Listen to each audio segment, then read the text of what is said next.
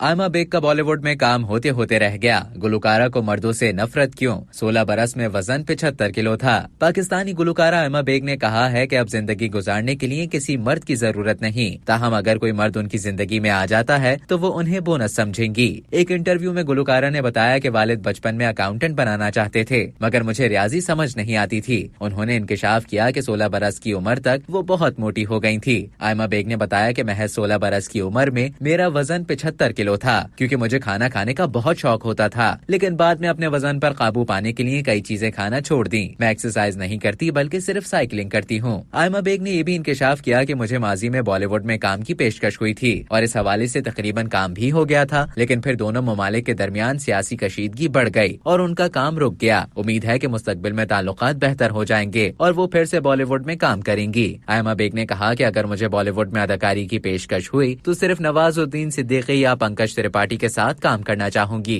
मुझे फिल्म में किसी की बीवी, बहन या बेटी नहीं बनना, बल्कि फिल्म में जासूस की तरह के किरदार अदा करना चाहूंगी। शादी से मुतालिक सवाल पर आयमा बेग ने कहा कि अब मुझे मर्द हजरात में किसी तरह की कोई तवक्कुआत या उम्मीदें नहीं रही। अब जिंदगी गुजारने के लिए किसी मर्द की कोई जरूरत नहीं रही। ताहम अगर कोई मर्द जिंदगी में आ भी जाए तो मैं उसे बोनस समझूंगी। शादी के लिए कुछ सोच नहीं रखा। अब बस चाहती हूँ कि अगर कोई शख्स उनकी जिंदगी में आ भी जाए तो वो इंसान का बच्चा हो। गुलकारा आयमा बेग की शहबाज शिगरी के साथ मंगनी हुई थी। ताहम मंगनी के चंद माह बाद ही दोनों ने रिश्ता खत्म कर दिया था।